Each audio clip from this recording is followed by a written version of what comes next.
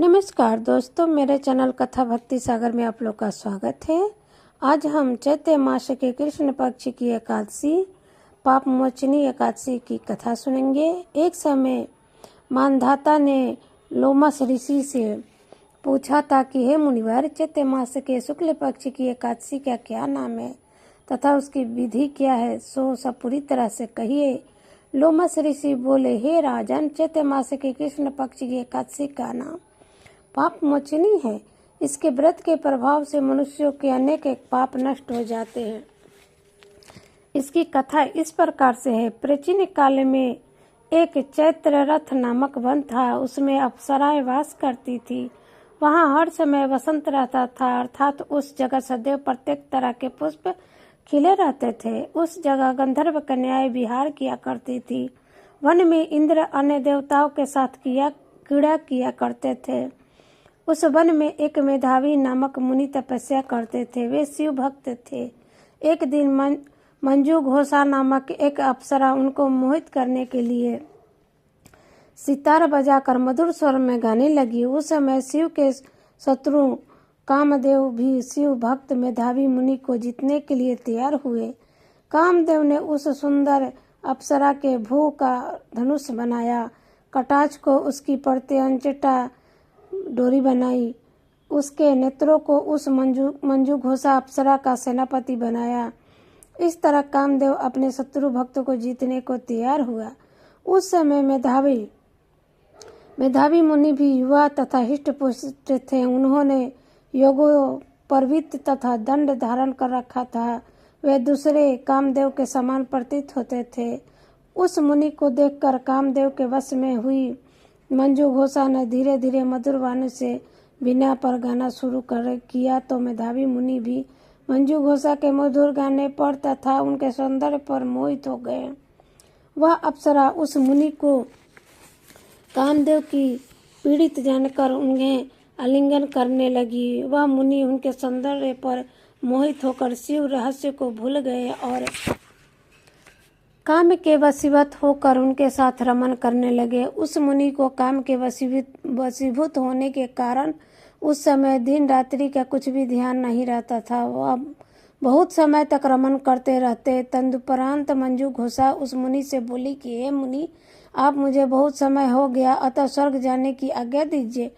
उस अप्सरा के ऐसे विचारों को सुनकर मुनि बोले, हे सुंदरी, तू तो आज इसी संध्या को आई है, अभी प्रातः काल तक ठहरो। मुनि ने के ऐसे वचनों को सुनकर अप्सरा उनके साथ रमन करने लगी और बहुत समय बिता दिया।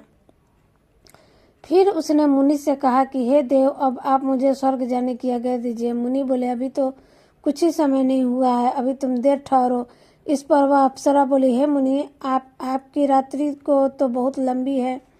अब आप सोचिए कि मुझे आपके पास आए कितना समय हो गया। उस अप्सरा के वचनों को सुनकर मुनि को ज्ञान प्राप्त हुआ कि वह समय का विचार करने लगे।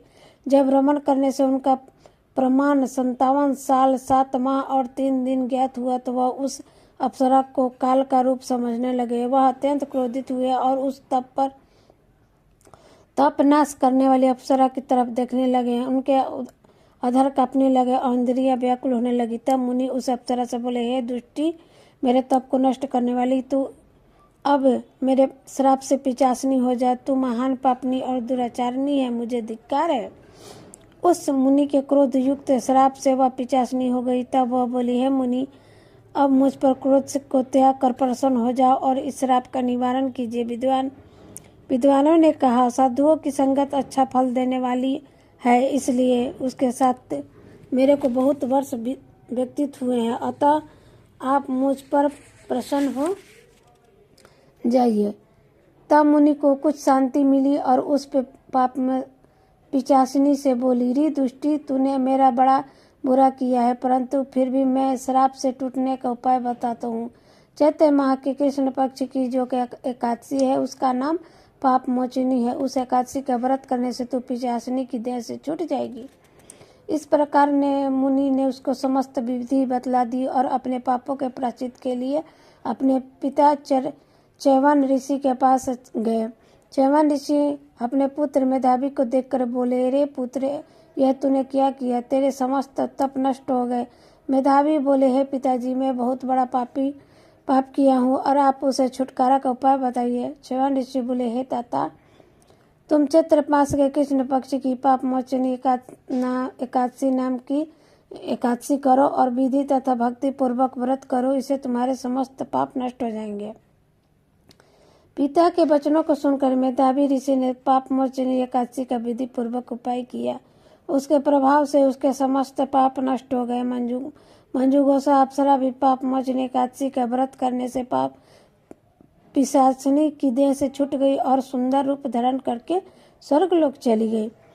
लोमन मुनि बोले, हे राजन, इस पाप मोचनी एकादशी के प्रभाव से सब पाप नष्ट हो जाते हैं। इस एकादशी के कथा का श्रवण और पढ़ने से 1000 गौ दान करने का फल मिलता है। इस व्रत के करने से ब्रह्म हत्या करने वाले, स्वर्ण चुराने वाले, मद्यपान करने वाले, अमज्ञा गमन करने वाले आदि पाप नष्ट हो जाते हैं और अंत में स्वर्गलोक को प्राप्त होते हैं।